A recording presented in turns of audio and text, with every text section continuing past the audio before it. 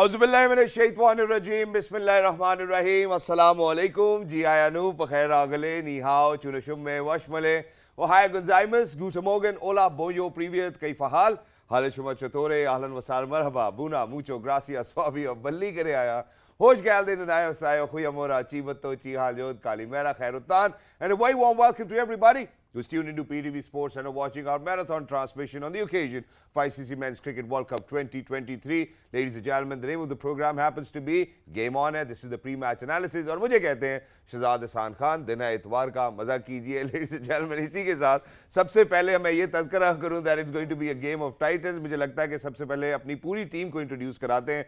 उसके बाद लम्हा ब लम्हा हम इंशाल्लाह अनपैक करेंगे, अनवेल करेंगे the strengths, weaknesses, opportunities and threats of both the teams. But first up, ladies and gentlemen, मेरे लिए बड़ी खुशनसीबी की बात है कि मेरे ज्वाइन कर रही हैं मिस रोहा नदीम. हेलो रोहा, अस्सलाम वालेकुम, कैसी हैं आप? वालेकुम अस्सलाम, good morning Shahzad, good morning to everyone who is joining us right now on PTV Sports for this World Cup transmission called Game on है. हम बहुत एक्साइटेड हैं, हर दिन इतना सारा एक्शन आप लोगों के लिए लेके आते हैं. Of course along with all the analysis discussion, जो चीज़ें मैच में होती हैं, वी मेक श्योर कि हम सारा एक खूबसूरत पैकेज बना के आप लोगों के लिए लेके आए. Yet again we are here. It's the super Sunday, it's the clash of the titans. Shahzad, it's India versus New Zealand. आज का मैच जो है हो रहा है धर्मशाला में. और शहजाद, इस ग्राउंड के बारे में हमने काफ़ी डिस्कशन भी की है.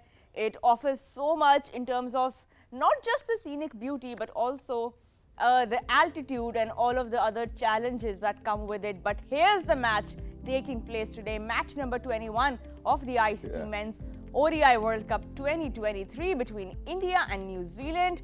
Both teams looking dangerous as anything. Exactly, यहाँ पे ये बात establish जरूर करनी पड़ेगी कि इन दोनों में से कोई भी अभी तक का contest जो है वो हारा नहीं है. But unfortunately for one team, you know, after today, ladies and gentlemen, one team will have a loss, you know, on the points table, and that will be, this is something which is going to be inevitable as well. लेकिन इसके बारे में मजीद गुफ्तगू करते हैं. अपने मौजूद मेहमानान का तारुफ कराना चाहता हूँ. ख़वातीन और हज़रात, यहाँ पर PTV स्पोर्ट्स इस्लामाबाद स्टूडियोज़ में हमारे लिए बड़ी अच्छी खुशी की बात है कि हमारे साथ एक ऐसी शख्सियत मौजूद है. जब भी उनकी बात की जाती है, broadcaster, commentator, one of the most handsome, always makes sense, and you know, he always has this wittiness to him as well. I think this is something which is wonderful, but happens to be a former test cricketer himself. He is Mr. Bazid Khan. Assalamu alaikum Bazid bhai, how are you? वालेकुम सलाम, कैसे हैं शहजाद? अल्लाह के शुक्र. आप कैसी हैं? Good, Bazid, how are you? Shahzad तो धर्मशाला अभी से पहुंच गया. इसने मफलर, ये मफलर इसको क्या कहते हैं शहजाद? सर scarf, muffler, whatever you feel like. लेकिन यहाँ पे भी मौसम तकरीबन जो है वो बदलता हुआ लग रहा है. हमारे इस्लामाबाद के पीछे भी आपको पता है जरा स्नो कैप्ड माउंटेन जरूर हमें नजर आती हैं. But ladies and gentleman, Wajid भाई के साथ ही एक ऐसी शख्सियत मौजूद है. जब भी बात करते हैं दिल खोल कर करते हैं.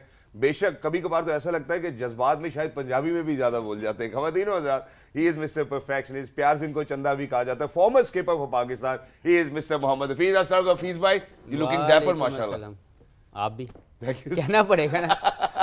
नहीं सर, तुसी ना भी क्यों तो काम चल जाता है इंशाल्लाह. But ladies and gentlemen, last but not the least, whenever we talk about analysis, data science, you know, and whenever we talk about how to utilize it, I think there's only one person who comes to our mind, and probably, you know, world over, he is one of those legendary figures जिन्होंने हमेशा data science या data analysis के अंदर हमेशा differentiate करके बताया दुनिया को कि यार किसकी यूटिलिटी कहाँ पर ज़्यादा होगी. और सिर्फ यही नहीं, मेरा ख्याल है सबसे ज़्यादा काम अगर हम क्रिकेट के हवाले से बात करें तो इन्होंने ज़रूर किया. पाकिस्तान में साबिक कप्तान Pakistan cricket team, wicket keeper बैठा ये है मिस्टर राशिद लतीफ़. अस्सलाम वालेकुम राशिद भाई. वालेकुम अस्सलाम. राशिद भाई कैसे हैं आप? आज ज़्यादा हो गया कुछ. नहीं सर, ज़्यादा नहीं हो गया. जो बात हक की है सर हम तो वो कर रहे हैं. लेकिन सर सबसे पहले clash of the Titans today, super Sunday. Big match, rivalry है नहीं है ये नहीं पता, लेकिन नंबर 1 के लिए आज मैच हो रहा है.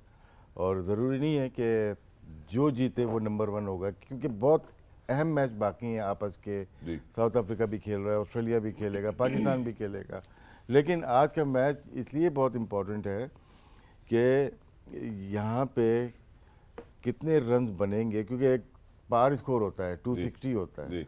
लेकिन दोनों टीम में 300 करने की सलाहियत है. ये देखना है इस बैरियर को तोड़ते हैं आज या नहीं तोड़ते. सर 300 रन की सलाहियत की जहां हम बात करें, वहां पे जब हम इंडिया की बात करते हैं, मैं एज अ व्यूअर चले अगर ये बात हफीज भाई के सामने भी रखना चाहता हूं, वो ये है कि इंडिया के पास शायद जो चेजिंग एबिलिटी है वो किसी और टीम के पास इस वक्त वर्ल्ड कप में, पूरे वर्ल्ड कप में किसी भी टीम के पास नजर नहीं आती है.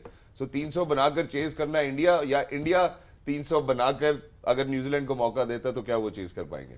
जी, देखिए इसमें तो कोई शक ही नहीं है कि इंडिया सिर्फ इंडिया में नहीं या इस वर्ल्ड कप में नहीं, उनका विनिंग मंत्र ये रहा है कि उनकी जीतने की जो ज़्यादा रेशो है वो अपनी बैटिंग के ऊपर है, और वो चैलेंज करते हैं अपने बैटिंग को, किसी भी कंडीशन में जाते हैं और वो उसमें कामयाब भी रहते हैं। बॉलिंग इन कंडीशंस में बहुत सूटेबल इसलिए है कि इनके जो फास्ट बॉलर्स हैं वो right on the peak side हैं, क्योंकि सिराज इससे पहले एशिया कप में जब हमने देखा तो वहाँ से उनका एक राइट मोमेंटम जो है वो लेके इस टूर्नामेंट में आए। जी। बुमराह की वापसी बहुत राइट टाइम के ऊपर हुई और he looks to me at right in a kind of a form जिसमें वो अपने राइट एरिया में हिट कर रहे हैं।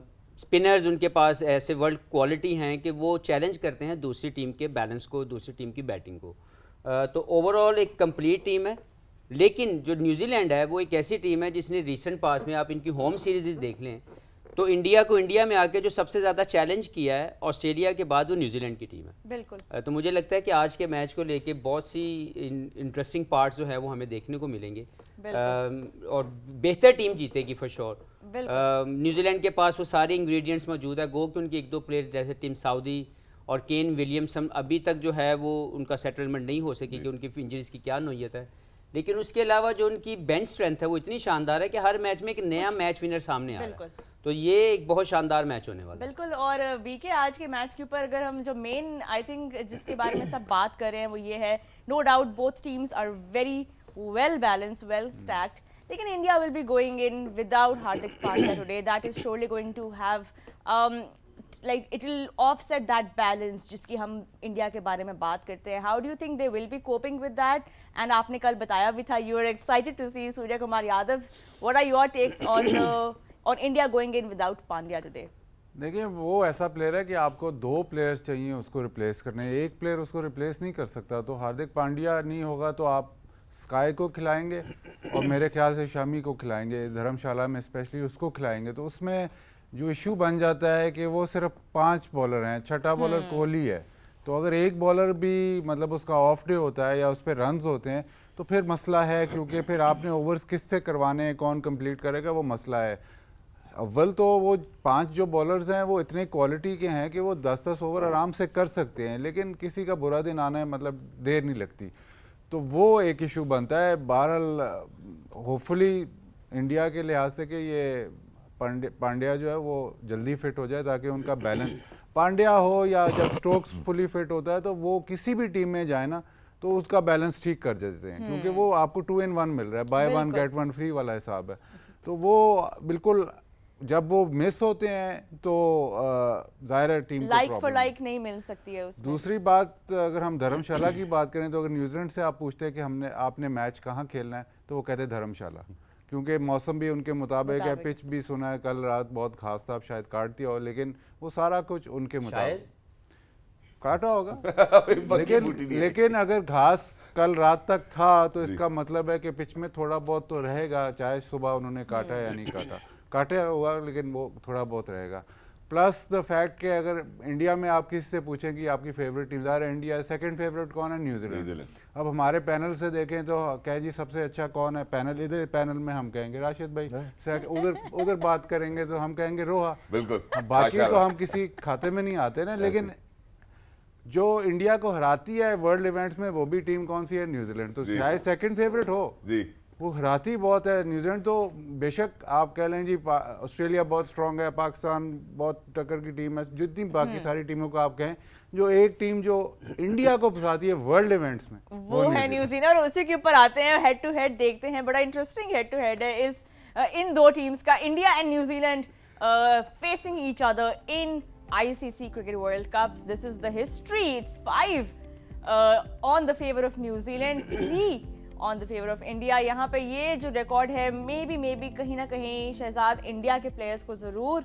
ट्रबल करेगा। इवन दो हमने देखा है कि जब ICC इवेंट्स में इंडिया आते हैं तो यूजुअली, बल्कि not just India, I think teams usually tend to ignore such stats as much as they can, but overall ये हिस्ट्री इग्नोर नहीं की जा सकती है। हफीज़, ये जिस तरह पाकिस्तान जब इंडिया को फेस करता है वर्ल्ड कप्स में और वो एक स्टैट उनको ट्रबल ज़रूर करता है, आपको लगता है इंडिया को ये stat not just World Cups में बट ओवरऑल भी अगर आप उनके देखें, इंडिया ने न्यूजीलैंड, किस तरह आपने भी याद कराया अभी कि ट्रबल किया है न्यूजीलैंड ने इंडिया को, ये स्टैट वर्ल्ड कप्स का 5 for New Zealand, 3 only for India, will it be a factor today?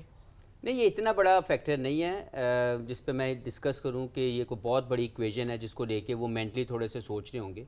लेकिन जो ज़्यादा सोच वाली बात ये है कि लास्ट 2019 में भी जब इंडिया बाहर हुआ तो न्यूजीलैंड ने उनको हराया हुआ था। Yes. तो एक राइवलरी है इनकी आईसीसी इवेंट्स में जब ये खेलते हैं तो न्यूजीलैंड ऑन अपर साइड ये ज़रूर वो सोचेंगे कि हम एक वो काइंड ऑफ रिवेंज होता है, एक प्रोफेशनल रिवेंज होता है कि यार लास्ट टाइम हम जब आपस में मिले थे तो दे नॉक्ड अस आउट, तो आज हम इनको वो बताएंगे कि हमारी कंडीशन है अपने घर च असीं खेलने पे हैं, आओ जरा हुण तां असीं वेख लैंदे but let's see how it goes. मुझे लगता है कि ये जो टीम का दोनों टीमों का जो कॉन्फिडेंस होगा टू प्ले दिस गेम वो बहुत हायर साइड है।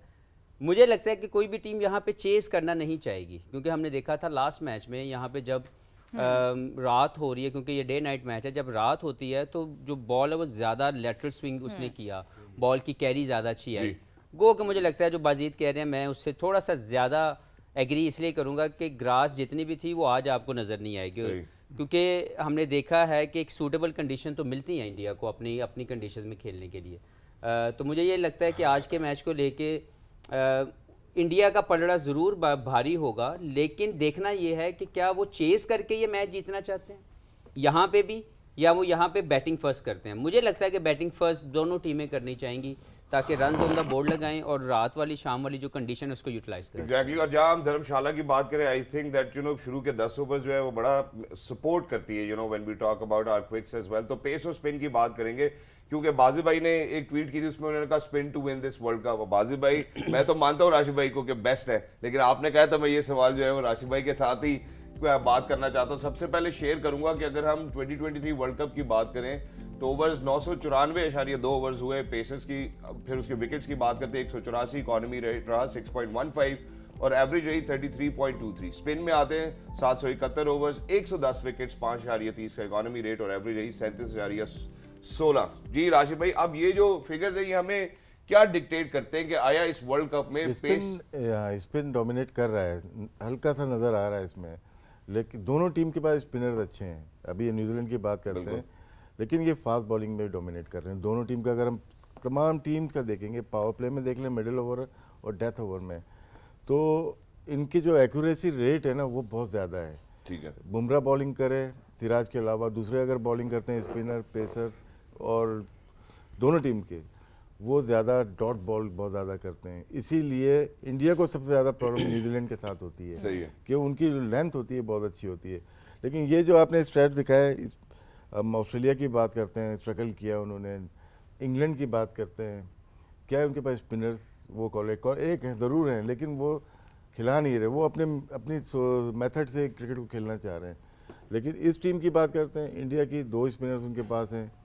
न्यूजीलैंड की बात करते हैं, खेल एक रहा है लेकिन यूटिलाइजेशन 20 ओवर की कर ही लेते हैं ये लोग, तो इस वजह से सक्सेसफुल टीम लग रही है ये। सर, इंडिया की डॉट बॉल परसेंटेज है तकरीबन गालिबन 47% और न्यूजीलैंड की है 46.9%, उसमें भी कोई खासा फर्क नहीं है दोनों की। नहीं, पूरी टीम का अगर देखा जाए ना, डिफरेंट फेज में देखा जाए, पावर प्ले मेन होता है जो टोन सेट करता है, वहाँ पे इन दोनों टीम की बॉलर की एक्यूरेसी बहुत अच्छी है। मैं एक चीज़ ऐड कर दूं, जो आपने ये स्टैट दिखाया, इसमें जो 110 विकेट स्पिनर की हैं और 184 फास्ट बॉलर की, उसको थोड़ा सा समझ, मैं एक बात करना चाह रहा हूँ कि फास्ट बॉलर जब एंड में ओवर करता है तो उसको खमसे भी मिल जाते हैं, जो मिली नगमे होते हैं ना, जो आते हैं सिर्फ बल्ला पकड़ के वो आउट हो जाते हैं। तो थोड़ा सा ये समझे कि कंट्रीब्यूशन स्पिनर की जो है वो बड़ी इंपॉर्टेंट इसलिए है कि वो मिडिल ओवर में मुश्किल तरीन फेज में आउट करके देगा। बिल्कुल, इम्पैक्ट ज्यादा उनकी तो जब तक ये जो 110 हमें नजर आ रहे हैं ये ज्यादा इम्पैक्टफुल है बनिस्बत उन 184 के, क्योंकि जो मैंने बात की कि उसमें बहुत से ऐसे बैट्समैन भी आउट होते हैं जो टेल एंडर होते हैं और वो एंड में जाके अपना बल्ला घुमाते हैं जी। तो जो आउट करने की रेशियो 110 है वो बहुत अच्छी है स्पिनर की अभी तक इस वर्ल्ड कप के अंदर, जो कि और बढ़ जाएगी। Exactly, which is why I think this is something which the number of overs dictate as well. जहां 900 और हम 750 की बात करें, हम जरा एक छोटे से वक्फे की जानिब बढ़ना चाहते हैं। जब वापस आएंगे we will be unpacking more because today it's going to be the clash of the titans. Come on, don't go anywhere, will be right back. जी welcome back to Game On Hai. We're building up to India versus New Zealand in Dharamshala, about to kick off shortly. उसके बारे में अभी हम बात कर रहे हैं, क्या आज की स्ट्रेंथ्स बन रही हैं, किस टीम को फेवर करेंगी कंडीशंस, और ऑफ कोर्स पिच किस तरह की होगी, इस सब के बारे में हम आपको भी बताएंगे. लेकिन अगर हम इंडिया के बारे में पहले बात करें, they are the favourites in this World Cup. अगर आप किसी को भी पूछ लें, टॉप 4 में तो सबके इंडिया और न्यूजीलैंड सो फार आ रही हैं. बट इंडिया का रिकॉर्ड अगर हम देखें वर्ल्ड कप्स में, सारी ऑपोजिशन के अगेंस्ट एक कंसिस्टेंट रिकॉर्ड वो शो तो करती हैं, बट यहाँ पे अगर हम न्यूजीलैंड की खाली बात करें, they have not been very consistent, they have not been very dominating against New Zealand. इसके बारे में हमने शुरू में भी बात की थी कि 8 में से अब 5 बार सिर्फ न्यूजीलैंड से जीता है इंडिया वर्ल्ड कप्स में. इंग्लैंड के अगर आप देखें तो they have they've lost 4 games against England, 1-3. उनका रिकॉर्ड पाकिस्तान के अगेंस्ट बहुत ज़बरदस्त है इंडिया का. उसके बाद Kenya, Zimbabwe, Bangladesh, West Indies और नीचे फिर ऑस्ट्रेलिया के खिलाफ भी थोड़ा सा ट्रबलसम है. लेकिन इस रिकॉर्ड को अभी हमने डिस्कस ज़रूर किया था. मैं ज़रा बात करना चाहती हूँ जो इन दो टीम्स का हफीज़ लास्ट इनकाउंटर हुआ था जनवरी में, जिसमें इंडिया की तरफ से जो है एक बहुत बड़ा टोटल पोस्ट किया गया था 385 का. Rohit Sharma and Shubman Gill both scored centuries. ये इन दोनों टीम्स का जो लास्ट वनडे मैच हुआ था, आई थिंक ये इंदौर में था शायद, इंडिया में. So now seeing this last encounter जिसमें India came on top, put up a good total on the board and 2 of their batters scoring hundreds. ये जो सबसे recent इनका encounter था, do you think this will give Indian batters more confidence? Because हमने ये बात अभी discuss की थी कि chase में इंडिया जो है वो बहुत strong जा रहा है, but अगर batting in form होती है तो they even would want to go ahead, bat first, put those big runs on the board. पहले तो देखना ये है कि न्यूजीलैंड का क्या स्क्वाड खेला है उस मैच के अंदर, क्योंकि हमने देखा कि हमें भी नंबर 1 स्लॉट मिला इनके खिलाफ 5 मैच जीत के, लेकिन वो हमें बाद में समझ आई कि वो हमारे लिए ब्लेसिंग इन डिस्गाइज नहीं थी, वो बेसिकली मुश्किल पैदा कर दी उसने हमारे लिए.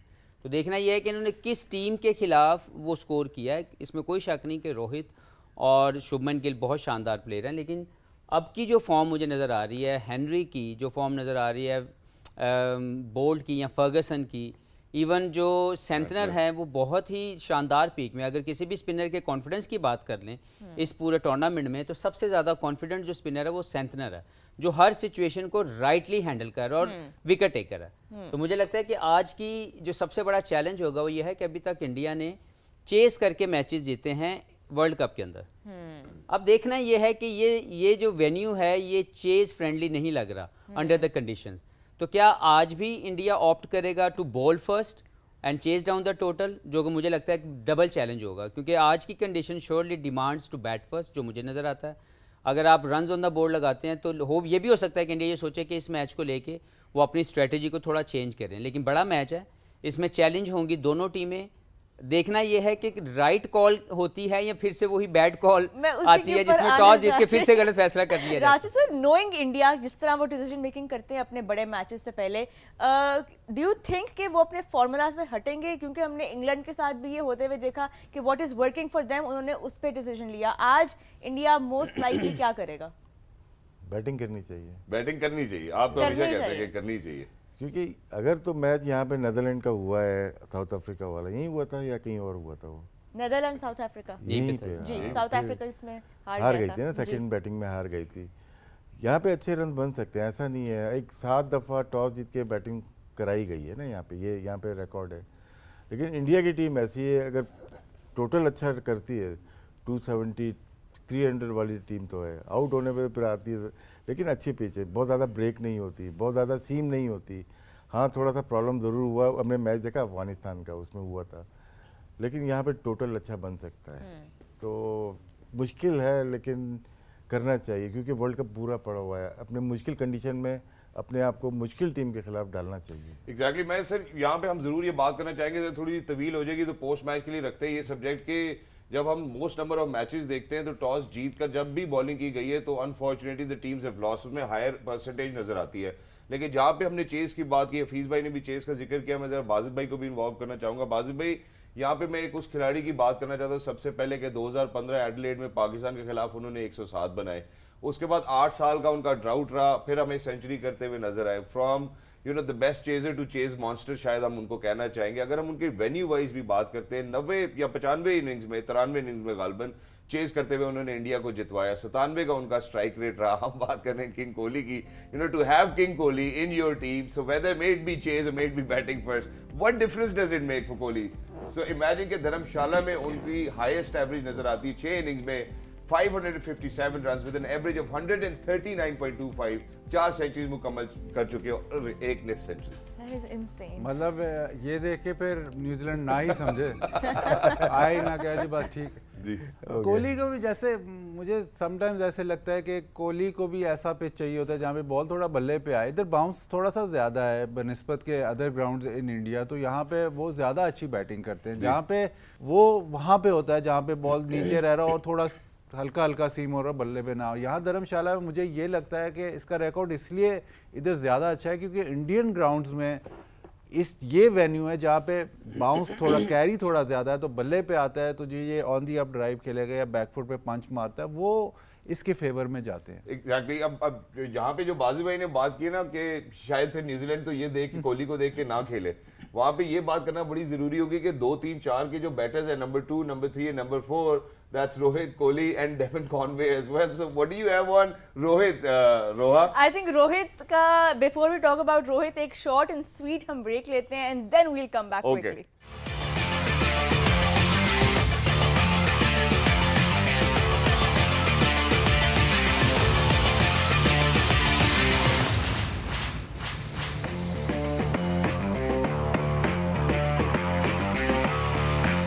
जी, इंडिया और न्यूजीलैंड की बात हो रही है। एक तो ये बड़ा मैच है ही, उसके अलावा शहजाद एज यू सेड एक जो इसके अंदर एक मैचअप बड़ा इंटरेस्टिंग होगा वो होगा Rohit Sharma versus Trent Boult का।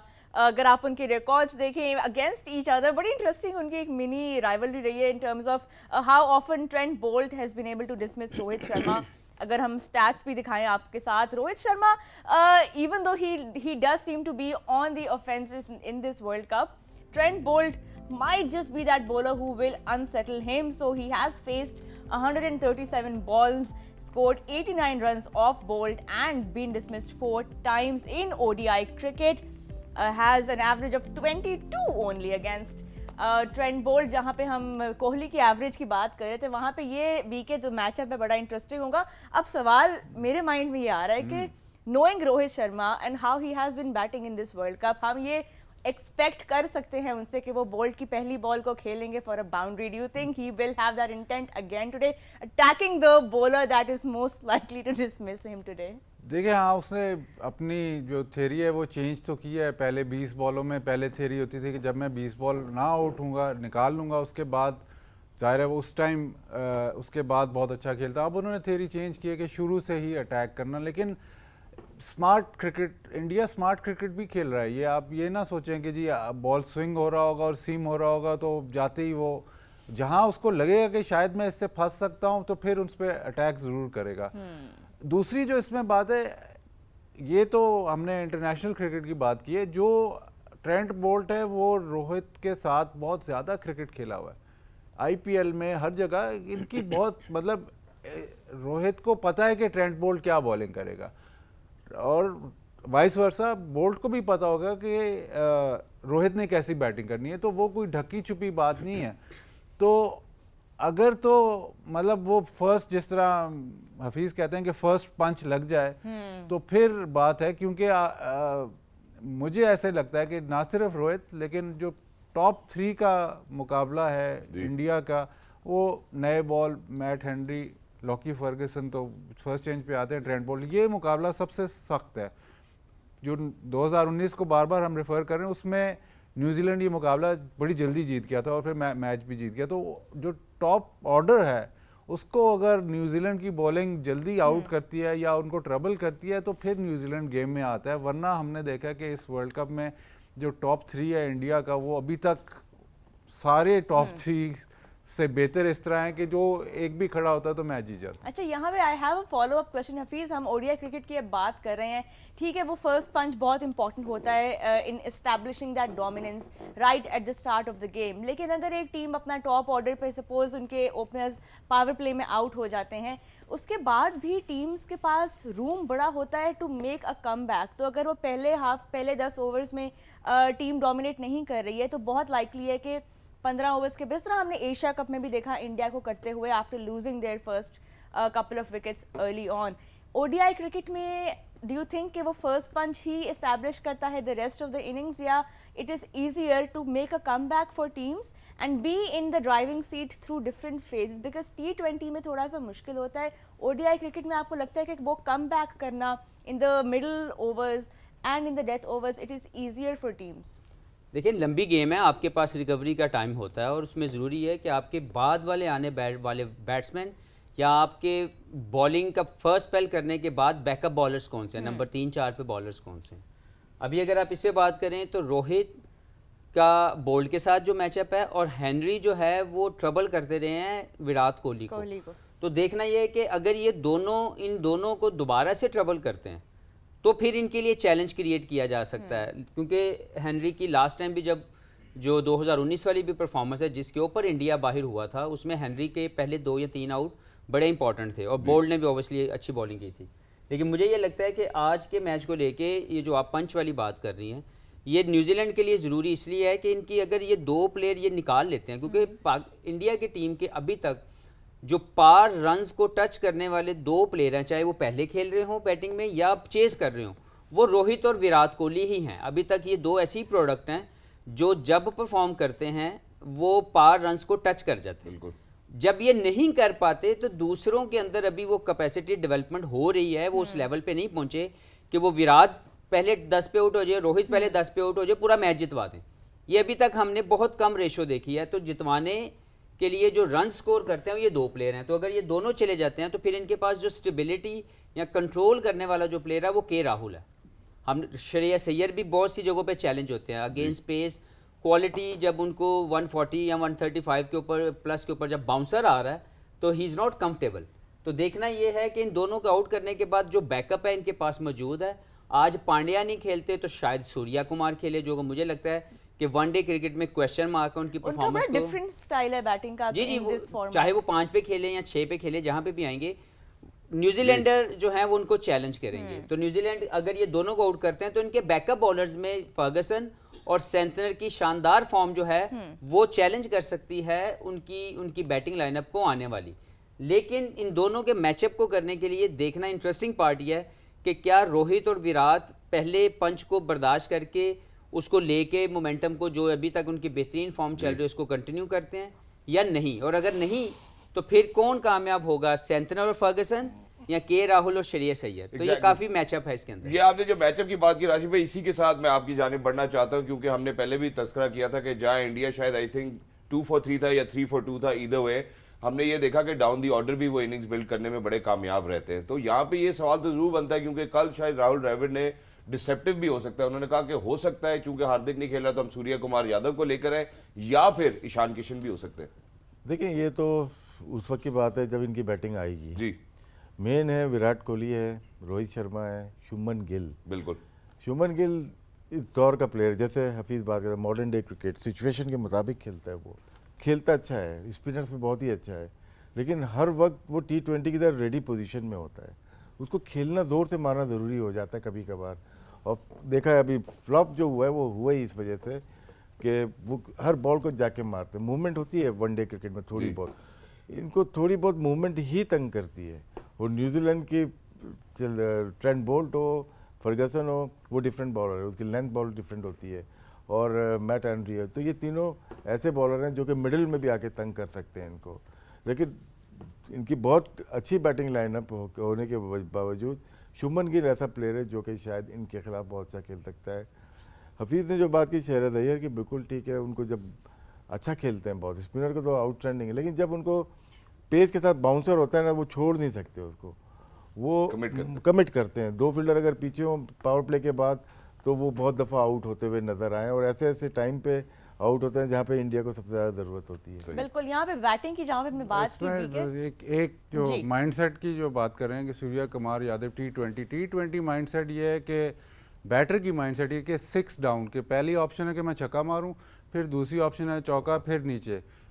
वनडे क्रिकेट में ऑपोजिट है, इसको 1 अप है, मतलब पहले सिंगल का ऑप्शन है, उसके बाद बाउंड्री, उसके बाद छक्का, एंड में छक्का है। ठीक है। तो वो जो माइंडसेट है वो वनडे के लिए डिफरेंट है, इसलिए आप देखें सूर्या कुमार यादव को प्रॉब्लम हो रही है वनडे क्रिकेट में। एक तो लंबा जब वो जाता है, अगर 15, 16, 20 ओवर पड़े हैं तो पहले ही उसका माइंडसेट कि जी 15-20 ओवर पड़े कैसे खेलूं, फिर वो कोशिश करता है कि उसी स्टाइल में खेलूं कि 6 डाउन के स्टाइल में खेलूं कि पहला ऑप्शन छक्के का है, तो वहाँ पे वो फंसा है। अभी काफ़ी वनडे खेला है लेकिन उस तरह से जो हम एक्सपेक्ट करते हैं वो नहीं कर सका। तो बैटर जो है वो खेल के ही समझता है, उसको भी अभी क्योंकि वो टी20 में लाजवाब प्लेयर है, लेकिन क्योंकि ये फॉर्मेट हमें बार बार ये कहते हैं कि फॉर्मेट हमें कंफ्यूज नहीं करने चाहिए। ये डिफरेंट टी20 एक अलहदा फॉर्मेट है, बाकी दो अलहदा हैं। तो वो जब तक वो माइंडसेट उसका वनडे के मुताबिक नहीं होगा तब तक वो उतना इम्पैक्टफुल प्लेयर नहीं होगा। ज़ाहिर अगर आपको वो वनडे में आए 4, 5, 6 ओवर रहते हैं तो फिर तो टी20 जैसा ही खेलेगा, लेकिन अगर उसको ज़्यादा ओवर खेलने पड़े तो उस तक अभी तक उसकी जो आपने स्ट्रक्चर की बात की या इनिंग्स बिल्ड करने की बात की, वो अभी तक वो पूरी तरह हासिल नहीं कर सकते। अच्छा, बैटिंग के बारे में जितनी हमने बात की, क्विकली इंडिया की बॉलिंग के ऊपर अगर हम आए, यहाँ पे वी ऑल नो कि they're going a bowler show today, Hardik Pandya will not be there. What kind of a pressure does that entail on the rest of the bowlers, especially the kind of start they get from Bumrah, 10 wickets he has so far. कैसे देखते हैं आज आप India को playing without Pandya?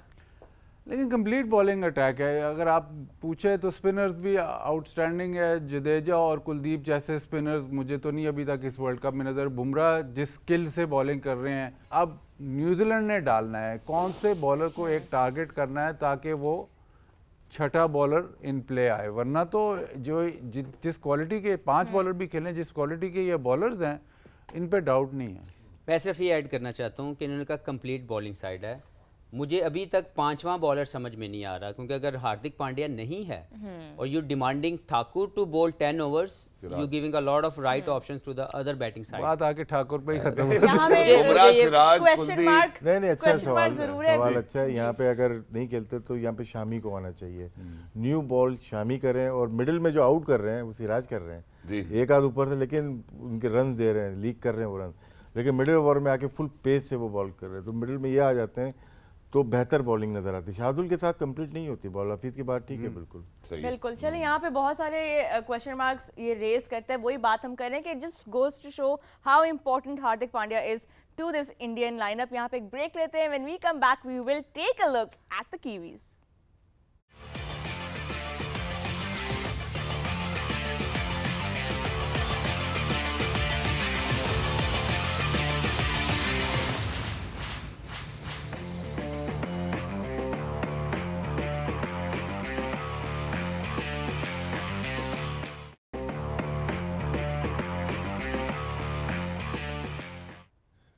All right, ladies and gentlemen, welcome back. Thank you very much for staying tuned. And as Roha mentioned before heading out towards a short break, that we will be talking about Kiwis. And यहाँ पे जो एक सबसे ज़्यादा important सवाल है, हम हमेशा तस्करा करते रोहा, वो ये है कि मिडिल ऑर्डर्स में स्कोर करना और मिडिल ओवर्स में run, in fact wicket taking ability जो है वो बहुत मैटर करती है।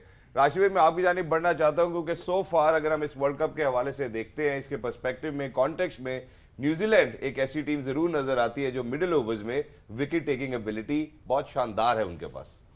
बिल्कुल है उनके पास। जो स्पिनर है जिसकी बात करना चाह रहे हैं आप, वो सेंटनर है और टॉप विकेट टेकर है। वो वेरी करते हैं अपनी पेस को भी, अपनी लेंथ को भी, और भी बॉलर हैं लेकिन वो वेरी शायद नहीं करते। एक लेंथ, मतलब राइट हैंड खेल रहा है तो वहीं पे बॉलिंग करते हैं। जी बॉस, पेस को वेरी करना बहुत ज़रूरी है कि आप अगर 85 पे कर रहे हैं, कब 95 पे करनी है, कब 90 पे करनी है, कभी ऑफ स्टंप। तो इनको हमने देखा, जिस तरह आपने न्यूजीलैंड का ये दिखा रहे हैं 24 विकेट्स ये दिखाई है आपने, इंडिया दोनों टीम, और साउथ अफ्रीका भी मैच कर रही है, कल के मैच के बाद शायद ये आई है ऊपर। लेकिन ये दो टीम हर चीज़ में आपको टॉप पे नज़र आ रही हैं। पावर प्ले में भी नज़र आ जाएंगी कहीं ना कहीं आपको, बीच में विकेट्स लेनी है, उसमें भी डॉट बॉल रेशियो में भी दोनों। लेकिन इनको जो सक्सेस मिल रही है शायद फर्गसन को भी साथ में हम लेंगे, पार्टनरशिप है ये, वो अकेले बॉल नहीं कर रहे, साथ में कोई ना कोई बॉल ज़रूर कर रहा होता है। तो इनकी जो क्वालिटी है पिच को रीड कर लेते हैं, अगर जहाँ पे स्किट कर रहा है तो वहाँ पे वो आके थोड़ा सा बॉल को स्लाइड करते हैं और वो पैड्स पे आके लगती है। जहाँ देख रहे हैं कि बैट्समैन 5-6 के बाद वाला ये ज़्यादा मिड विकेट मारेगा, ऑफ स्टंप के बाहर वो फेंक देते हैं और वो ब्रेक होती है और देखें वो ऊपर जाती है और वो खुद ही कैच कर लेते हैं। तो ये क्वालिटी है, लेकिन क्या ये क्वालिटी इंडिया के इंडिया अगेंस्ट के नजर आएगी? खिलाफ अब जो खड़े होके मार रहे हैं वो डिफरेंट है। अब इंडियन प्लेयर जब निकलना शुरू हो जाएंगे तो फिर स्ट्रेटेजी वो चेंज करेंगे। अब ये देखना है कि वो क्या चेंज करेंगे। चले बैटिंग के ऊपर थोड़ा सा आते हैं न्यूजीलैंड की। हमने ऑब्वियसली वी नो कि उनके टॉप ऑर्डर में जो बैटर्स हैं इन फॉर्म है, मिडिल ऑर्डर में भी उनके पास ऐसे प्लेयर्स हैं जो अगर कहीं पे अगर उनका रन रेट ड्रॉप हो रहा है इन द मिडिल ओवर्स या even in the power play, तो जो डेथ ओवर्स हैं, जो लास्ट 10 ओवर्स हैं, उसमें न्यूजीलैंड की रन रेट जो है उनका वो बहुत ज़बरदस्त, बहुत लीथल है। अभी तक टूर्नामेंट में सेकंड बेस्ट रन रेट है। तो ये what makes them so effective in those last 10 overs? If you look at the stats here, South Africa have of course the best run rate in those last overs, but New Zealand 9.5 का run rate है death overs में। फिर से वही बात कि what makes them so destructive and effective in those death overs? देखिए, जो मुझे लगता है नंबर 1 इनका लेफ्ट एंड राइट कॉम्बिनेशन जो है वो बहुत ज़्यादा यूज़फुल जो है वो रोल प्ले कर रहा है, और दूसरी टीम की जो बॉलिंग लाइनअप है वो थोड़ी डिस्टर्ब होती है, क्योंकि इनके पास अगर आप देखें तो कॉम्पोजिशन के अंदर Daryl Mitchell, Latham, Glenn Phillip, Chapman और ऊपर रविंद्रा, ये अगर कोई भी जो अब नीचे आ रहे हैं तो लेफ्ट एंड राइट कॉम्बिनेशन जो है वो कंटिन्यू किया जा सकता है। तो ये बड़ी एक इम्पॉर्टेंट चीज़ है आज की क्रिकेट के अंदर कि जब जो मैचअप की बात करते हैं, अगर लेफ्ट आर्म स्पिनर बॉल कर रहा है और अगर उसको लेफ्ट हैंडेड बैट्समैन जो अटैकिंग शॉट भी खेल सकता है, जब उसके खिलाफ वो बॉल करता है तो वो उसको टेक ऑन करता है, और अगर कोई ऑफ स्पिनर या कोई और बंदा आता है तो उसको राइट हैंडेड जो है वो टेक ऑन कर लेता है। तो इसलिए मुझे लगता है कामयाबी के अंदर एक तो इनका ये right and left hand combination workout कर रहा है, और दूसरा इनकी जो क्लैरिटी है टू हिट द बॉल, मुझे लगता है इनकी एबिलिटी भी इन्हेंस हुई हुई है। ग्लेन फिलिप की बात कर लें, डैरल मिचेल की बात कर लें, 2 इनिंग्सों में जो लैथम ने कंट्रीब्यूट किया, जब उनके ऊपर मैच आया तो एज ए कैप्टन या एज ए सीनियर प्रो उन्होंने गेम को थोड़ा सा लंबा ले गए हैं, और लंबा लेके जाके फिर उनकी जो एक्सेलरेशन है वो राइट टाइम पे करते हैं। तो मुझे लगता है कि इनके पास वो कॉम्पोजिशन मौजूद है जो जिसकी वजह से ये जो स्टैट्स नज़र आ रहे हैं उसमें वो ऑन अपर हैंड है, और विद द सेम टाइम इनकी जो कैपेसिटी बिल्डिंग हुई है, जैसे चैपमैन है वो इससे पहले वनडे क्रिकेट में इतनी ज़्यादा क्रिकेट नहीं खेल रहे थे, लेकिन उनको स्पेशलाइज तौर पर नंबर 7 के ऊपर रखा हुआ है कि जब एक फाउंडेशन मिल जाएगी लास्ट 10 ओवर के लिए या आखिरी 5 ओवर में, तो वो आके वो रोल प्ले कर रहे हैं जिसके अंदर वो सीधा चले जाते हैं T20 जोन के अंदर, और वहाँ पे जाके लास्ट में भी हमने देखा कि 12 या 13 बॉलों पे उन्होंने 25 रन किए। तो इसका मतलब ये है कि अगर उनकी जो कॉम्पोजिशन है टीम की वो सेटअप ऐसे हुई हुई है कि अगर कोई भी सेट बैट्समैन अगर वो लेके चला जाता है मिडिल ओवर में, आखिरी 10 ओवर के अंदर जाके वो खुद भी अच्छा खेल रहा है और उसको कॉम्प्लीमेंट कर रहा है आने वाला बैट्समैन। एग्जैक्टली ये जो अभी राशिद भाई ने बात की, चूंकि हम बैटिंग बॉलिंग दोनों में बात करें, बाजी भाई आपके पास भी आऊंगा, क्योंकि राशिद भाई ने कहा कि यार जब वो निकल के खेलना शुरू करेंगे तो फिर हो सकता है कि वो प्लान चेंज करें, और ये देखना होगा कि क्या प्लान है। अब जब हम इंडिया के कॉन्टेक्स्ट में बात करते हैं तो सेटनर स्पेसिफिकली अगर उन्होंने 163 ओवर्स कराए हैं तो 13 विकेट्स हासिल किए, जिसका मतलब है कि इंडिया उनको अच्छे से मैनेज करता है। इकोनॉमी शायद 4.7 की रहती है, तो आपको लगता है कि आज भी शायद because India is playing in India, we need to consider it foremost as well, तो आपको लगता है कि शायद आज इंडिया सेंटर के अगेंस्ट डॉट बॉल परसेंटेज उनकी ज्यादा हो सकती है, विकेट शायद ना दें? नहीं, चैलेंज तो है, मतलब अब सैटनर जितनी अच्छी बॉलिंग कर रहा है आज उसका असल टेस्ट तो आज है, क्योंकि आप कहते यही हैं कि इंडिया सबसे अच्छे स्पिनर्स को खेलता है, तो चैलेंज तो है। अब सैटनर कितना इम्पैक्ट डालता है वो आज देखना पड़ेगा, लेकिन जो ये काम करता है ना, इससे बेहतर काम कोई नहीं करता। वो शॉर्ट ऑफ लेंथ नए बॉल से हल्का हल्का सीम, 1990s में ऐसे बॉलर होते थे जो एक ही रिचर्ड हेडली बिल्कुल ऐसे करते थे। लेकिन जो सबसे बड़ी बात है इसमें कि इतनी देर से ये खेल रहा है, इसका रिकॉर्ड बहुत अच्छा है, लेकिन अननोटिस इसलिए जाता है कि वो ट्रेडमार्क सेलिब्रेशन नहीं है, कोई वो उस तरह का जो राशिद भाई कहते हैं टिकटॉक वो काम नहीं है, लेकिन परफॉर्मेंस उसकी बोलती है। परफॉर्मेंस उनकी बोलती है। और जहां पे हम ट्रेंट बोल्स और सऊदीज की बात करते हैं, I think Matt Henry looks like as if he's stealing that limelight from them as well. He's been performing well in this World Cup. But ladies and gentlemen, we had to go for a short break. Don't go anywhere, because when we come back, it will be time for pitch report. Right, Ruha? Right, it's game on hai.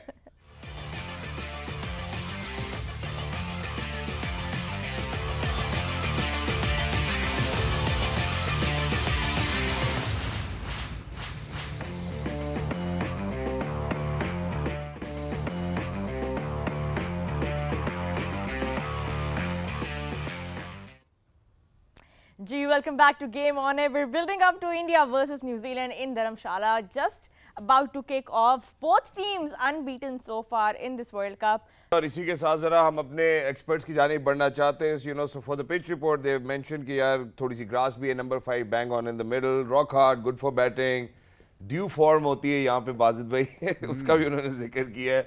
और चूंकि altitude है तो यहाँ जहाँ पे pacers का advantage होगा वहाँ शॉट्स भी शायद बॉल भी दूर तक जा सकती है. हम ड्यू की बात वैसे रोज करते हैं. अगर ड्यू का टाइम आया तब भी वो जो है कंसिडर करेंगे. वैसे तो ड्यू का पीके वेट ही कर रहे होते हैं हम. लेकिन अब मौसम वहाँ पे स्पेशली ज़रा ठंडा हो गया होगा तो ड्यू का फॉर्म होना ज़्यादा चांसेस है, ज़्यादा लाइकली है कि ड्यू प्ले में आए. वो अगर उसको मेंशन कर रहा है कि ड्यू होएगी तो इसका मतलब है कि पिछले 2 दिनों से या एक दिन पीछे शाम को ड्यू ज़रूर हुई है. तो वो एक इशू है. आई थिंक इंडिया को सिर्फ जैसे हमें आप कहते हो ना जब गेम ऑन है कहते हो कि धक्का पड़ता है ब्रेक है तो हम फ़ौरन उठ के भाग जाते हैं. इंडिया को भी ज़रा हल्का सा धक्का चाहिए होता है कि सेकंड बैटिंग कर लें. तो शायद वो डीके ने जो बात की है ड्यू की वो हल्का सा उनको धक्का लग गया कि नहीं यार चेस ही करेंगे.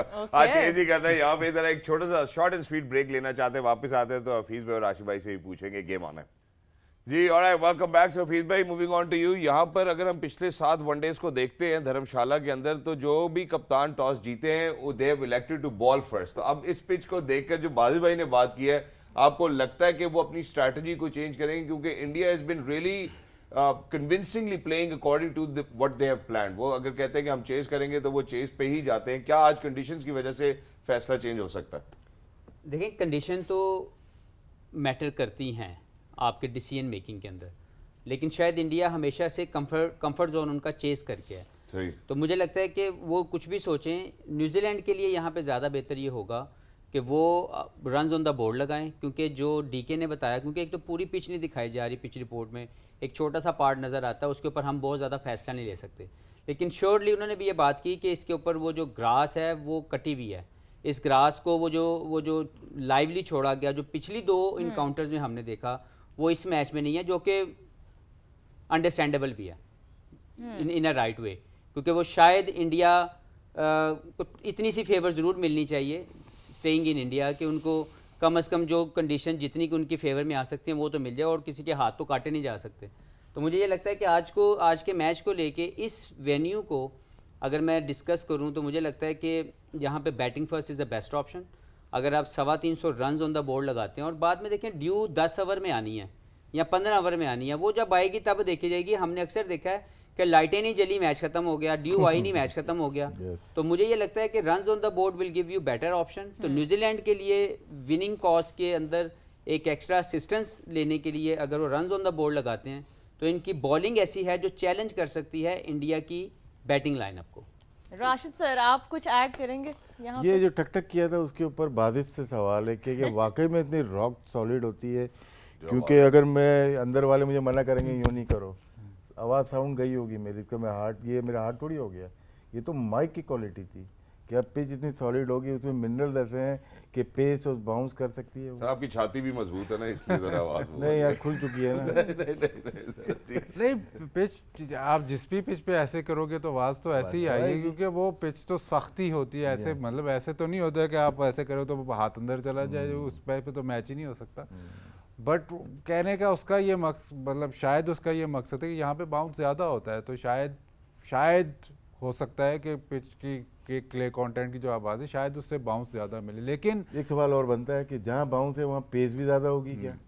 नहीं, ज़रूरी नहीं. Thank you very much. जरूरी नहीं है. पेस की बात हो रही है तो अभी जो न्यूज़ हमने पढ़ी है, शमी जो है वो वार्म अप करते हुए नजर आ रहे हैं, तो शायद आज हमें वो देखने को नया मिले. बॉल करते हुए नजर आएंगे आपको. Let's see. I mean, we're yet to find out. But should India be looking at Shami or going with, Ashwin? वो भी हमने एक कंसिडर किया है ऑप्शन. हाँ, अश्विन का है उनके पास। अब दो ही ये ऑप्शन है, क्योंकि मेरा नहीं ख्याल के जो हफीज़ के फेवरेट प्लेयर हैं वो 10 ओवर कर सकते हैं, उनको ट्रस्ट कर सकते हैं। तो वो ये दो ही ऑप्शन रह जाते हैं इनके पास, या अश्विन या शमी। और जब तक हार्दिक फिट नहीं होगा इन दो में ही सवाल चलेगा।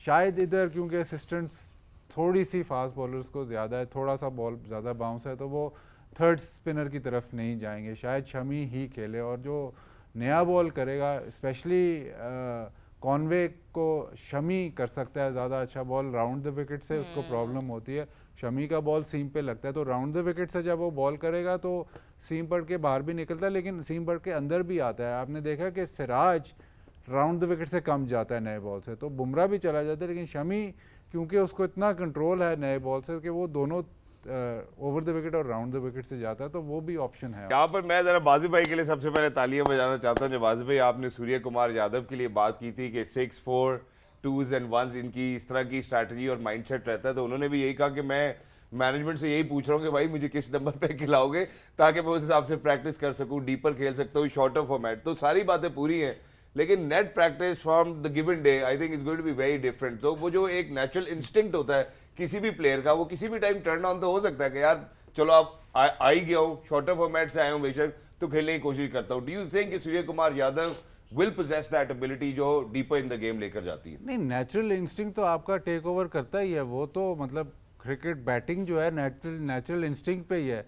अगर 150 की बॉल आपकी तरफ आ रही है तो उसमें सोचने का टाइम नहीं है, उसमें जो आपने प्रैक्टिस की हुई है, जो आपने इंस्टिंक्ट अपनी बिल्ड की हुई है, वही टेक ओवर करती है।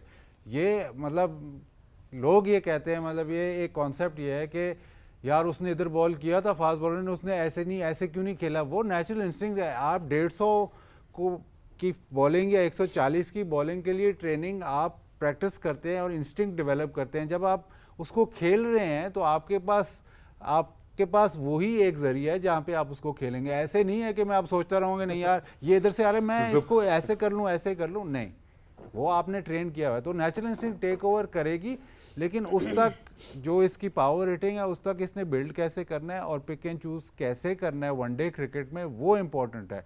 हमें पता है कि ये 360 प्लेयर है, हमें पता है कि ये 2 ओवर में 40 भी कर सकता है, बट उस तक पहुंचने के लिए कैसे इसने अपनी बिल्ड इनिंग्स क्राफ्ट करनी है वो ज़रूरी है। और बहुत ज़्यादा वनडे क्रिकेट में, T20 में तो जितने मर्जी हाई रिस्क ले, आप आउट हो जाए तो कोई बात नहीं, वनडे क्रिकेट में बहुत ही ज़्यादा हाई रिस्क खेलना थोड़ा आपके अगेंस्ट चला जाता है। चले थोड़ी देर के बाद टॉस हम आपको लिए चलेंगे, बट टॉस की पर थोड़ी बात करते हैं। हफीज, अभी तक 20 मैचेस वर्ल्ड कप के हुए हैं, सिर्फ 4 बार ऐसा हुआ है कि जो विनिंग जिन्होंने टॉस जीता है कैप्टन ने, वो टीम जीती है। 16 बार losing the toss it has ended up taking the teams to the winning side. आज क्या लगता है टॉस जीतने वाला फिर से हारेगा?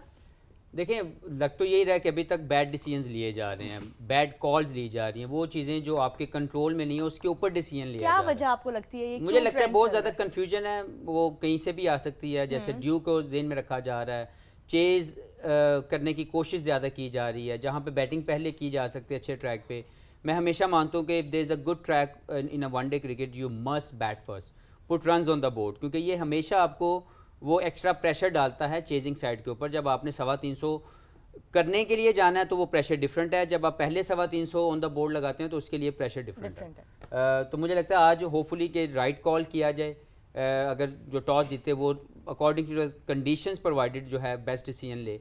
मैं एक चीज़ सिर्फ सूर्या कुमार के इंटरव्यू की बात करना चाहता हूँ, जो मैंने सुना मुझे बहुत खुशी हुई कि सूर्या कुमार ने ये बात की कि वो अपने रोल के मुताबिक प्रैक्टिस करना चाहते हैं, which is very important for every professional. कि आप अपने आपको सब कुछ आ रहा होता है, आपके पास हर गेम प्लान होता है, लेकिन जो डिमांड आपसे की जानी है आप उसके मुताबिक अपने आप को रेडी करते हैं और उसी के मुताबिक प्रैक्टिस करते हैं। और एक और अच्छी जो बात उन्होंने की कि उन्होंने अपनी मैनेजमेंट को ये कहते हैं कि I always ask my management कि अगर मैं आउट हो जाऊँ तो मुझे बाहर निकाल लिया जाए, get me out of the nets. It means कि आप चैलेंज ले रहे हैं, मैच सिचुएशन के मुताबिक प्रैक्टिस कर रहे हैं। समटाइम हम लोग जब नेट में जाते हैं तो 5-5, 6-6 मरतबा आउट हो जाते हैं और हमें लगता है कि हम बहुत अच्छा खेल रहे हैं। हालांकि जब आप 6 मरतबा आउट हो गया नेट में तो आपकी रेशो क्या आएगी बॉल खेलने की? आप अगर हर 10 बॉलों में 1 मरतबा आउट हो जाएंगे तो 50 बॉल आपने नेट में खेली तो आप तो बेसिकली उसकी रेशो क्या निकलेगी? 8 बॉलें 10 बॉलें। तो ये एक चीज़ मुझे उनकी और ये यंगस्टर्स के लिए है कि जब भी जो प्रैक्टिस करें वो पर्पस के साथ करें और उसका जो राइट पर्पस है उसके हिट करने के मुताबिक अपने दिमाग को तैयार करेंगे। क्योंकि जो आप प्रैक्टिस में प्रैक्टिस करते हैं, जैसे आप अपने आप को रेडी करते हैं, वैसे ही एग्जीक्यूशन होगी मैच के अंदर। तो रियली हैप्पी टू वॉच और इसको सुन के बहुत वो अभी से कल्टीवेट कर रहे हैं ये माइंडसेट। राशिद सर, अभी टॉस पे हम जाएंगे कुछ देर में, but from what you saw on the pitch, do you also think winning the toss and putting runs on the board is the way India to को गो? अपने आप को मुश्किल में डालना चाहिए। ठीक है। हाँ, क्योंकि ये राइट, उसके बाद मौका नहीं मिलेगा। ठीक है। ये ऐसा मौका है कि न्यूजीलैंड की कंडीशन जैसे बताई जा रही है, वेदर भी ऐसा है, तो अपने आप को डालना चाहिए। इनको ओपनर्स का टेस्ट होना चाहिए। अभी तक सारी बैटिंग सेकंड की है इन्होंने, एक में जाना चाहिए। तो क्या पार स्कोर आपको लग रहा है यहाँ पे होगा? यहाँ पे 300 होने चाहिए यार। दोनों टीम अच्छी है ना, दोनों पर को क्या 300 चेज होंगे? हो भी सकते हैं, क्योंकि यहाँ पे ज़्यादातर टीम टॉस जीत के चेज करना चाहती है। उसका मतलब कि चेज यहाँ पे होते हैं जी। तो अगर 300 नहीं तो 290 85 इस तरह से रन बनने चाहिए। क्योंकि दोनों टीम की क्वालिटी देखें, कितनी देर सीम होगी या स्विंग होगी, हार्डली 8-9 ओवर 10 ओवर होगी। जी। उसके बाद इनके बैट्समैन दोनों टीम के पास स्ट्राइक रेट के साथ मौजूद हैं जो कि इस स्कोर तक जा सकते हैं। एग्जैक्टली। लेकिन सर वेरी क्विकली मैं आपसे ये भी पूछना चाहता हूँ, जो आपने कहा कि यार इंडिया को जो है वो पहले बल्लेबाजी करके भी देख लेना चाहिए। आई थिंक अंदिया आप यही दे रहे हैं कि नॉकआउट स्टेज में खुदा ना खास्ता इस किस्म की डिफिकल्टी उनको ना फेस हो। लेकिन with the number of games left, आपको लगता है कि न्यूजीलैंड के खिलाफ ही आज उनको ये बाजी जो है वो ले लेनी चाहिए? कंडीशन ऐसी है ना, अच्छा, ठीक है। कंडीशन ऐसी है कि थोड़ी सी शायद पूरे इंडिया से यहाँ पे बाउंस भी ज़्यादा है, पेस भी ज़्यादा है। शायद अगर ये दिल्ली में खेलते हैं या मुंबई में खेलते हैं या कलकत्ता में खेलते हैं या चेन्नई में खेलते हैं, यहाँ पे थोड़ा सा इनको फील मिलेगी बाहर वाली। ठीक है, तो वो हो सकता है कि इनके लिए पिवटल भी हो, इंपॉर्टेंट भी हो, और going deeper in the tournament शायद उसके ऊपर कॉन्फिडेंस भी गार्नर कर और सके। न्यूजीलैंड हर कंडीशन में खेलने के लिए तैयार होता है। चाहे वो पहले बैटिंग करें वो जीतते हैं, दूसरी करें तो उसमें भी वो वैसे ही खेलते हैं। उनका खेलने का तरीका टोटली डिफरेंट है, इसलिए सक्सेसफुल टीम है वो। जी। मुझे राशिद भाई लग नहीं रहा पिच को देख के कि यहाँ पे फास्ट बॉलर को इतना ज़्यादा बाउंस मिलेगा, क्योंकि जो ग्रास कटिंग हुई हुई है पहले मैचेस में हमने देखा बाउंस इसलिए था कि टिंज ऑफ ग्रास आपको वो थ्रू दे रहा था और इस पिच पे लग रहा है कि वो कटा हुआ है। तो यहाँ पे फास्ट बॉलर नॉर्मल पेस के ऊपर बॉलिंग करेंगे और एक अच्छा नॉर्मल बैटिंग ट्रैक है, इसके ऊपर बाउंस आपको इतना ज़्यादा नजर नहीं वो आएगा। जो दूसरे इंडिया में बाउंस 2 इंच का फर्क होता है बस। हम मतलब कि ऑस्ट्रेलिया वाला बाउंस नहीं है 1 फीट का, लेकिन थोड़ा सा फर्क जरूर पड़ता है। वो कभी कभार दिखाते हैं कि कितना फर्क है चेन्नई में, अहमदाबाद और यहाँ पे कभी कभार दिखाते हैं। अच्छा जी, the news from Dharamshala is that India have won the toss and they will be bowling first. They have decided to go with their strengths. यहाँ पे हम काफी डिस्कशन इस पे कर रहे थे। Hafeez, do you agree with that? या आज फिर से जो है टॉम लेथम जो है उनकी फेवर में जाएगा लूजिंग द टॉस? देखें, उन्होंने अपनी स्ट्रेंथ को बैक किया है और दूसरा उन्होंने ये कहा कि यहाँ पे क्योंकि थोड़ा सा ड्यू अर्ली पड़ जाती है तो ये भी एक रीज़न उनके दिमाग में है। लेकिन अगर दूसरी तरफ जाएं बाय स्टैट्स, अगर स्टैट्स जीते तो फिर ये है कि जो भी टॉस जीत रहा है वो गलत कॉल कर रहा है। तो अब देखते हैं कि ये दोनों को इवन होते हुए हम कैसे देखेंगे, कोई एक ज़रूर जीतेगा। तो मुझे लगता है न्यूजीलैंड के लिए गुड टॉस टू लूज़ है, क्योंकि उनकी बॉलिंग को सूट करती है रात की कंडीशंस और इस वक्त उनकी बैटिंग के लिए बेस्ट ऑप्शन है कि वो 290-300 रन ऑन द बोर्ड लगाएं। अगर तो रात तक बात गई नहीं, वो तो जाएगी, आज तो जाएगी, आज जाएगी। आज वो वाला काम नहीं होगा कि अभी लाइटन है जलन मैच खत्म हो जाए। कम से कम 290-300 वाली ये बैटिंग लाइनअप है। एग्जैक्टली। मैं जरा राशिद भाई की जाने बढ़ना चाहता हूँ। राशिद भाई, जो अब यहाँ पे सबसे ज्यादा अमेजिंग बात है इंडिया के पार्ट के ऊपर, वो ये है कि जो उन्होंने एक फार्मूला अपने लिए ढूंढ लिया है प्रोग्रेसिंग इन दिस टूर्नामेंट, वो कंडीशंस को नहीं देख रहे। वो कह रहे हैं कि हमारे पास इतनी आर्मरी मौजूद है कि हम बैट फर्स्ट करें, बॉल सेकंड या बॉल फर्स्ट करें, क्योंकि उन्होंने टॉस जीतकर हमेशा बॉल फर्स्ट का फैसला कर रहे हैं। तो आपको नहीं लगता कि वो कंडीशंस को साइड पे रखते हैं, अपनी जो क्रेडिबिलिटी है, अपना जो कॉन्फिडेंस, उसको पहले रखते हैं कि यार हम कर लेंगे? कप्तान ने स्ट्रेंथ का बोला कि हमारी स्ट्रेंथ है, तो वीकनेस क्या है इनकी? वीकनेस फिर मेरे ख्याल में putting runs on the board होगी। यस, होगी, बिल्कुल होगी। या तो डर रहे हैं, अपनी बॉलिंग से डर रहे हैं जी, कुछ ना कुछ तो है ना। बिल्कुल। अपनी, वरना कभी कप्तान ये नहीं बोलता हम अपनी स्ट्रेंथ पे खेलने जा रहे हैं बॉल। न्यूजीलैंड की ऐसी टीम है कि वो पहले बैटिंग करे या बाद में, उनके पास ज़्यादा चांसेस होते हैं। जी। इनको इसी टूर्नामेंट में यहीं पे ट्राई करना चाहिए। ये मेरी अपनी ऑब्जर्वेशन है या ओपिनियन है कि यहाँ पे अच्छा मौका था, ये कर सकते थे। स्ट्रेंथ पे इनका फैसला ठीक है, लेकिन पिछले 8 मैचेस जो हैं, जो हफीज़ बात कर रहे थे, उसमें अपनी स्ट्रेंथ से हट के उन्होंने फैसले लिए, इस वजह से हारे वो लोग। ठीक है, Right. अब मैं बाजिद भाई को भी जरा इसमें लेके आता हूँ। बाजिद भाई, जो हम फॉर्मूला की बात कर रहे हैं, जिस प्रोसेस की बात कर रहे हैं, क्योंकि वो इतने फोकस्ड रहे, इतने डेडिकेटेड रहे टुवर्ड्स द गेम कि उनको लगता है कि यार हमारा जो हफीज भाई लफ्ज इस्तेमाल करते हैं, विनिंग मंत्र ही है कि हम चेस करेंगे और वो हमारी स्ट्रेंथ है। क्या कभी तो कप्तान ये सोचता होगा चलो आज हमारी ये स्ट्रेंथ नहीं है तो हमें ये टेस्ट कर लेना चाहिए, let's go beyond our ability as well, तो वो फॉर्मूले से नहीं मुझे हटते हुए नजर आ रहे। देखें, वर्ल्ड कप में सबसे पहले आपका जो फार्मूला होता है ना, उसका एंड रिजल्ट ये होता है कि हमने सेमीफाइनल में पहुंचना है, तो पहले वो अबूर करते हैं। उसमें आपको जो एडवांटेज मिलता है या जो आप समझते हैं आपको एडवांटेज मिलता है, वो आप ज़रूर उठाते हैं। World cup different ball game है। जब आप सिक्योर हो जाते हैं कि हाँ जी हम नंबर 1 फिनिश कर रहे हैं या हम टॉप 4 में, फिर आप सोचते हैं अलहदा बात। मैचेस आपके फॉर इंस्टेंस 9 ग्रुप मैचेस हैं, तो आप कोशिश भी यही करते हैं कि अपनी बेस्ट 11 खिलाएं और अपनी बेस्ट टैक्टिक्स। तो अगर आपको वो मौका मिलता है कि हाँ जी हम अपने बेस्ट सिचुएशन में खेलें, तो वो आप लेते हो। इंडिया ने भी वही किया। आई थिंक जब वो सिक्योर हो जाएंगे कि हम नंबर 1 पोजीशन पे आ गए हैं या हम फर्स्ट या सेकंड पे पहुंच गए हैं, तो फिर वो थोड़ा एक्सपेरिमेंट रिस्क ले सकेंगे। और अच्छा, न्यूजीलैंड को पहले बैटिंग करते हुए जब उन्होंने ये डिसीजन लिया, ऑफ कोर्स वी नो कि उनके टॉप ऑर्डर भी फॉर्म में है, उनके मिडिल ओवर्स में भी वो कंसिस्टेंटली स्कोर करते हैं, लेकिन जो बात हमने शुरू में की कि डेथ ओवर्स में भी न्यूजीलैंड का 9.5 के रेट पे वो स्कोर कर रहे होते हैं। यहाँ पे how will India's bowling which is a bit I would say weekend today, considering कि पांड्या नहीं है and they going with a new combination, कैसे ऑफसेट करेंगे वो इसको? वीकेंड नहीं है, 5 बॉलर पूरे हैं, उसमें से अगर कोई छठा एक तो खैर मिसिंग है, उसमें से सफर हो, बैलेंस थोड़ा खराब है, लेकिन जो 5 बॉलर हैं वो पूरे बॉलर हैं। उनमें से अगर एक आधा को रन्स होते हैं फिर टेंशन है, वरना बॉलिंग क्वालिटी पूरी है उनकी। मुझे ऐसे लगता है कि जो मेन प्लेयर न्यूजीलैंड के लिए होंगे वो होंगे टॉम लेथम। टॉम लेथम वाहिद प्लेयर हैं जिन्होंने रन्स किए हैं इंडियन स्पिनर्स के खिलाफ भी। तो जो कुलदीप हैं उनके खिलाफ भी उन्होंने रन्स किया हुआ। उनका बीच में आके स्टेबलाइज करना या इनिंग्स बनाना बहुत इंपॉर्टेंट होगा, क्योंकि जो स्ट्रेंथ इंडिया की है वो मिडिल ओवर्स में जडेजा और कुलदीप हैं। कुलदीप के खिलाफ इन्होंने रन्स किए हुए हैं। कुलदीप मेजर थ्रेट हो सकता है, क्योंकि काफ़ी प्लेयर्स ऐसे होंगे, हमने देखा है लेफ्ट आर्म रिस्ट स्प्रिंट पे स्ट्रगल कर रहे हैं, तो वो बीच वाला जो थ्रेट है वो टॉम लेथम पे काफी डिपेंडेंट और वो इतनी खूबसूरती से है कि जहां आपने रन्स की बात की, 5 टेस्ट सेंचुरी हैं, 2 सेंचुरी उनकी वनडे इंटरनेशनल में, and that two against India.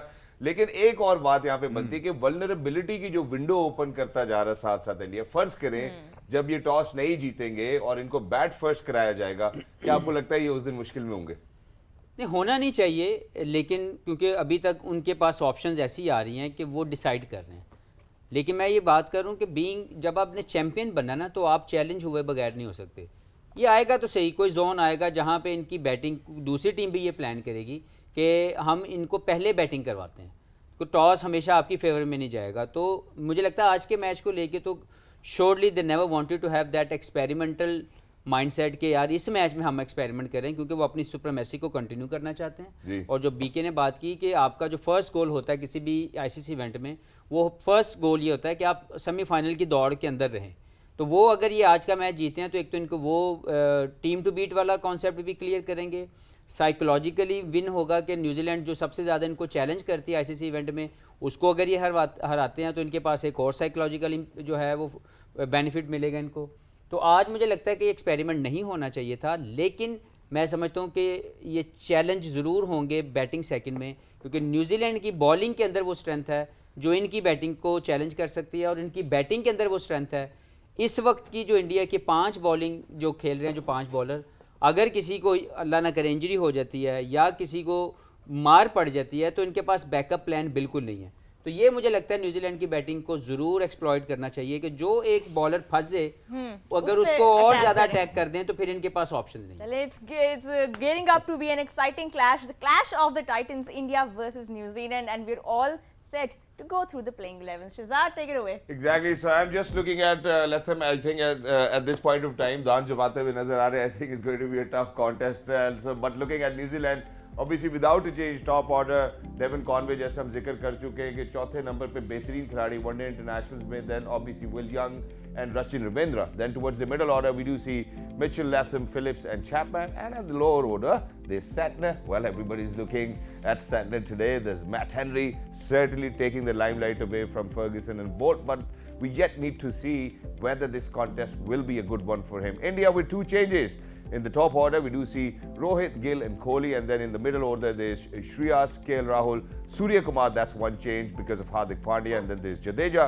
Coming down towards the lower order, there's Bumrah, Kuldeep, Shami. That's another change as well, and then there's Siraj. Well, that's it for the playing 11. Back to you, Roha. Well, India going in with two changes. Rashid sir, जितनी हमने बात की थी इस clash की कि चार matches हुए हैं and both these teams have been unbeaten so far. थोड़ा सा डिसएडवांटेज ज़रूर है कि आप अपने विनिंग कॉम्बिनेशन को चेंज कर रहे हैं. इवन दो जो प्लेयर्स आ रहे हैं वो फुल स्ट्रेंथ उनकी टीम फिर भी बन रही है, but still not the ideal way to. Hardik Pandya का तो फर्क पड़ेगा, लेकिन शामी से बड़ा इनको एक न्यू बॉल थे, क्योंकि दोनों एंड से आउट करने वाले बॉलर रहेंगे. सिराज बहुत अच्छी बॉल कर रहे थे, शायद सिराज ही करें, लेकिन जो पास में देखा है न्यू बॉल शाहीन और जो बोला जाता था कि सबसे अच्छी नई बॉल कौन करते हैं, ट्रेंट बोल्ट जब छोड़ गए तो शामी एंड शाहीन आफरीदी दो ऐसे बॉलर थे जो शुरू के ओवर में आउट करते थे. तो शायद ये आज वो ट्रिक इस्तेमाल करें और इनको आगे भी यही करना चाहिए, क्योंकि शामी अगर ऊपर से आउट करता है 4 ओवर 5 ओवर करता है, वो डेथ ओवर का बॉलर इतना अच्छा नहीं है, लेकिन मिडिल ओवर और टॉप ऑर्डर पे वो आउट कर सकता है. तो ये इनको एडवांटेज होगा इंडिया को. चलें, we will find out shortly. अभी आप लोगों से सवाल करने का टाइम आ गया. It's time for J dot question of the day. अपनी जो कैलकुलेशन वाली बुक्स हैं वो निकाल लें, because now today the question that we are going to be asking you is who will be the highest wicket taker in today's match. आपकी screen पे जो फोन नंबर आ रहा है, please call in, let us know what your predictions say. Put on your hats, put on your thinking hats and let us know. और सवाल एक बार फिर मैं रिपीट कर दूं, who will be the highest wicket taker in today's match, India versus New Zealand. और अगर आपका प्रेडिक्शन करेक्ट हुआ तो फिर you will get a chance to win Ruler by J Dot, an exciting fragrance. We will tell you all the details in the post-match show, but Shehzad, for now, I think you are ready for your favorite segment. I can sense it. मैं तो ये चाहता हूँ कि जो हमारे viewers हमारे साथ है, अल्हम्दुलिल्लाह इस मैराथन को उन्होंने सक्सेसफुल बनाया सो फार, अल्हम्दुलिल्लाह आफ्टर अल्लाह ऑलमाइटी, उनको हम मदद भी लेके दें अपने एक्सपर्ट से कि आज इनको क्या लगता है कि हाईएस्ट विकेट टेकर कौन होगा. तो राशिद भाई आपसे ही शुरू करते हैं. शामी की तो आप बात कर चुके हैं, बट क्या हाईएस्ट विकेट टेकर होंगे वो? शामी नहीं, Trent Boult. Trent Boult. Okay जी, राशिद लतीफ साहब का कहना है Trent Boult. So for everybody who's out there, please listen to our experts carefully. जी हफीज भाई. हेनरी. Henry, Matt Henry. यार मैं भी चाह रहा था कि मैट हेनरी के साथ जाऊं. इट्स ऑलराइट, द नेम इसका मतलब मैं जीत रहा हूं. मिस्टर बाजिद. यार इससे पहले एक स्टैट मेरे पास भी आया है कि जब शहजाद ने उधर खड़े होके ना कप्तान की आंख में देखा, वो टीम हार गई है. तो आज आपने न्यूजीलैंड की तरफ देखा, ये ट्रेंड टूटना चाहिए. देखें आप. नहीं टूटना तो चाहिए, लेकिन मेरे पास इस साइड पे कप्तान ही 5 है. उस साइड पे खड़े हो जाए. बात में जरा आने जाने में दिक्कत है थोड़ी सी, पर हम स्टेज को जरूर यूटिलाइज करेंगे. आपके ख्याल में आज कौन होगा? देखिए वो लोग तो फिर तो इंडिया से ही आएगा ना कोई. हाँ, इंडिया से ही अब आना पड़ेगा. फिर शामी. फिर शामी. चलो ठीक है. Okay, I think Bazid bhai is backing Mr. Rashid Latif, whatever he's spoken as well. So I think he's going with him. Roha, what about you? Who do you think is going to be the highest wicket taker today? I think I'll go with informed Bumrah. Bumrah. Okay, Roha Yeah, saying never a bad bet. Bumrah. Okay. I guess, you know, because they're good on spin, I think I'm going to take my chances with Santner today. That's it. Okay, Well, fair enough. पता नहीं ये हम आपकी मदद कर रहे हैं या हम आपको कंफ्यूज कर रहे हैं, मैं नहीं पता. 5 different names over here from the sets of game on. I believe that it's going to be a little difficult. But that shows you कि कितना versatile हमारा panel है. You know, we all have different opinions and different favorites going in. But so far इस game से हमें यही उम्मीद है कि जो हम हर मैच से पहले कहते हैं कि क्लोज गेम हो, मैं बैक टक्कर की गेम हो. करूंगा. मैं बैक करता हूँ इसको. देखिए, क्योंकि सेंटर की मैंने बात तो कर दी है, अब क्या मैं इसको बैक कर सकूंगा या नहीं, अभी हम फैसला करते हैं. राशिद भाई ने सवाल पूछा कि यार ये माइक की क्वालिटी के हार्ड है, जो आवाज आ रही थी, बाउंस अच्छा होगा या नहीं. अंदर तो मना करेंगे. हाँ जी, नहीं, लेकिन अब जो बात पूछने वाली है, जहां आपने कहा कि यार बाउंस तो ठीक है होगा, लेकिन क्या पेस, एक्स्ट्रा पेस मिलेगी? आपने कहा नहीं. तो क्या यहाँ पे ये बात नहीं. अच्छा, आपने क्या कहा? कैरी राशिद करेगी? भाई ने सवाल पूछा कि अगर बाउंस ज्यादा हो तो इसका मतलब पेस ज्यादा लाजमी है. मैंने कहा नहीं. नहीं है. तो अब मैं ये पूछना चाहता हूँ कि अगर पेस ज्यादा लाजमी नहीं है तो क्या स्पिनर्स भी इस बाउंस के साथ इम्पैक्टफुल हो सकते हैं? नहीं, बाउंस तो कैरी तो होगा, इधर एल्टीट्यूड पे है, बॉल चलेगा तो सही, तो उस जो बाउंस को यूज़ करेगा शुरू में उसको फ़ायदा होगा। स्पिनर अगर बाउंस यूज़ कर सकता है तो कोई इसमें मुजायका नहीं है। जी। कल भी हमने देखा एक जो आपने स्टंपिंग दिखाई वो बहुत ज़्यादा बाउंस हुआ तो वो उसके अगेंस्ट चला जी। गया। बट अगर बाउंस हो रहा है तो स्पिनर भी यूज़ कर सकता है। प्रॉब्ली आज वो जो मेन टॉपिक ऑफ डिस्कशन होगा कि वो कह रहे हैं कि ड्यू जल्दी आएगी। ड्यू का जो जल्दी आने से थोड़ा इम्पैक्ट ज़रूर होगा, तो इसमें फिर ये बन जाता है कि जो अंडर लाइट्स जो नया बॉल यूज़ वो पहले 10 ओवर वाइटल हो जाते हैं। तो जो ट्रेंट बोल्ट मैट हेनरी की बात हुई है उनका केस जो है ना अगेंस्ट इंडिया वो बहुत बड़ा केस बन जाता है। सही। चले इंडिया क्योंकि आज एक बार फिर चेस कर रहा है और New Zealand will be putting up that target. तो जो टीम इतनी चैंपियन है चेस करने में, क्या टोटल उस टीम के लिए आप सेट करें तो आपके बॉलर्स को थोड़ा सा रिलीफ मिलेगा? जी। देखो वो तो ज़्यादा से ज़्यादा करना चाहेंगे, लेकिन रियलिस्टिक मुझे लगता है कि 290 लिख लिया गया। रन ज़रूर करने चाहिए न्यूजीलैंड को जी। To challenge Indian batting lineup. Right. Okay Rashid भाई, सोचने दो। सोच लें 300 300 290। और अब ये टीम वर्क इंडिया है के या खिलाफ- इंडिविजुअल है? Team work. इंडिया के खिलाफ 300 भी ना कम होते हैं। कम ही होते हैं। वाजिब ठीक है। भाई 275। 275 going on the lower side. यानी कि 275 से लेके 300 के बीच में पूरी टीम खेल रही है। आप लोग ये चाह रहे हैं, हम फिर कुछ एक्स्ट्रा ही लेके आते हैं। मेरा ख्याल है। मैं बताऊं, मेरा जो 350 लिख दो। 350 ओके राशिद, जब तो 350 तक लेके 275 से बॉस वही है ना, खेलो तो बड़ा खेलो। 350 and since it's going to be that close affair जो हम देखना चाहते हैं, जैसे हमने पाकिस्तान श्रीलंका की गेम में देखा था। ये गेम मजे की होगी अगर तो 350 होता है तो दैट और विल बी हम समथिंग सर्दी की भी बात कर रहे हैं, यहाँ पे एल्टीट्यूड की भी बात कर रहे हैं, और जैसे बाजी भाई ने बताया कि ड्यू फॉर्मेशन भी होती है, तो इस्लामाबाद में भी हम सर्दियों में देखते हैं कि अर्ली मॉर्निंग भी हमें यहाँ पे ड्यू जरूर शहजाद ने मिलती है। अपना तो I मफलर think- भी निकाल के आज पहना है, तो इससे ये देख सकते हैं आपके जो मौसम बाहर है वो अंदर भी रिफ्लेक्ट हो रहा है। तो रोहा हमारा क्या स्कोर होगा? मैं ये सोच रही बारिश शुरू हो गई, comprehend करने की बारिश कोशिश शुरू कर हो रहा गई थी ना? हूं। हम 351 ऑनवर्ड्स ले लें। बारिश हो रही थी। बारिश अभी नहीं हो रही थी, लेकिन बाहर- पीछे कुछ बाहर। दिनों में हाँ यहाँ पे हो रही है। यहाँ पर जरूर हो रही है बारिश। लेकिन I have one last question Yeah. Before we wrap up. Menu नहीं आया केटरिंग का धर्मशाला के, क्या लग रहा है क्या है खाने में आज? धर्मशाला में उधर तक बात नहीं गई, धर्मशाला में कुछ खास बात नहीं है। लेके तो- जाना पड़ता है। सोर्सेज नहीं है आपके वहाँ पे? लेकिन हिल स्टेशन है ना, जहाँ भी आप चलें। हिल स्टेशन में जाएंगे वहाँ खाने की बात नहीं होगी। चले, thank you so much gentlemen for joining us. यहाँ पे we have to wrap up the show. It's time now to take you to Dharamshala where we are ready for all the action. Stay tuned to PTV sports. We will see you in the post match game on है।